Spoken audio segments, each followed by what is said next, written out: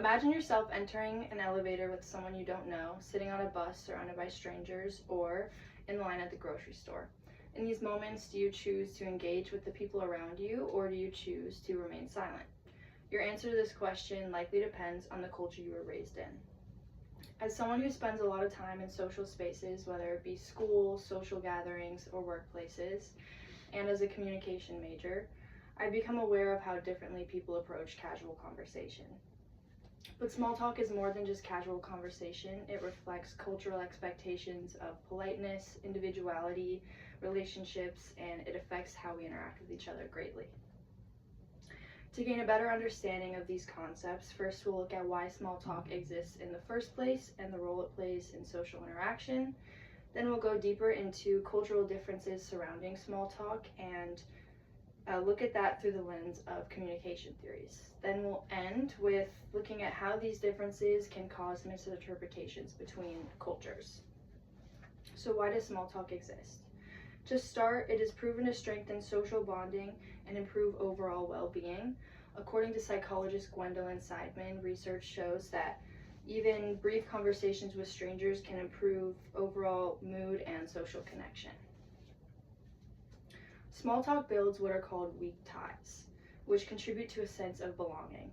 Some examples of weak tie interactions include chatting with a barista, waving to your neighbor across the street, or catching up with an old coworker that you ran into. In North American society, small talk reflects a sense of individuality and openness. In cultures like these, individual expression is emphasized, and casual conversation is a way to signal approachability. These small interactions work as social bridges between strangers. This being said, while small talk serves its purposes across different cultures, the way it is expressed and valued varies greatly. These differences can be attributed to concepts of high context communication and low context communication. We'll start with low context communication, which is common in the United States.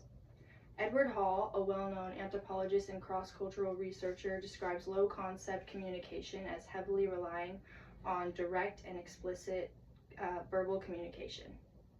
In low-context cultures, meaning is mainly conveyed through verbal communication and spoken word. Cultures like these tend to lead more individualistic, and conversations between strangers are typically expected. High context cultures, however, tend to be more implicit in nature and rely more on shared understanding, nonverbal cues, and pre-existing relationships. Small talk, often seen in places like Japan, Korea, and across many Mediterranean nations. In this context, meaning is implied rather than explicitly stated. Casual conversation often is less essential to relationship building. Research comparing Korean and American communication styles revealed that Koreans reported more indirect communication and greater communication apprehension than Americans.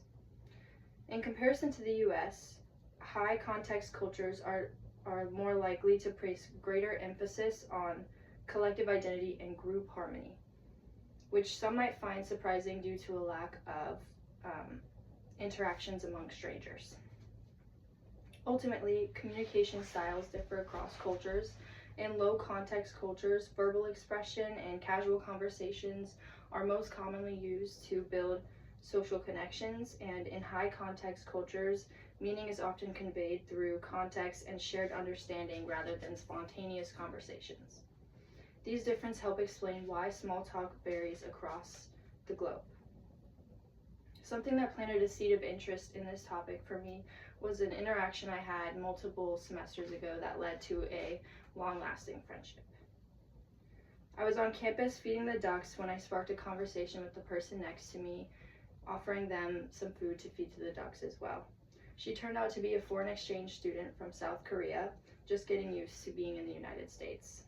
Over time, we became good friends, and she later revealed to me that small talk is not common in Korea, and that the conversation that led to our friendship was a new experience to her. This got me thinking about how different people approach small talk around the world, and how certain misunderstandings may come about from our personal experiences. To expand on this issue, low context cultures may interpret withholding from small talk as unfriendly at times. In cultures where verbal communication is associated with warmth, withholding from these conversations and silence may feel distant, uninterested, or even rude. However, this interpretation is rooted in a low context perspective and does not reflect universal standards. High context cultures, on the other hand, may interpret excessive small talk differently. When connection is built more through shared experiences and group belonging rather than quick verbal exchanges, small talk can be prioritized less and can even seem unnecessary at times. In these cultures, it's good to remember that expressiveness and directness are not the only indicators of friendliness or relational value. An important distinction when discussing high and low context cultures is that they simply place emphasis on different aspects of communication in order to reach the same goal, which is connection. When we judge friendliness based solely on our own communication norms, we risk misunderstanding each other. Small talk is not a universal measure of warmth and does not determine whether someone values connection. All this being said, small talk may appear insignificant at first, but it reflects powerful cultural differences in how people form connections, show respect, and interpret behavior. So when you find yourself in that elevator, bus, or grocery store, I encourage you to think about how your choice to speak or remain silent reflects the culture you grew up in.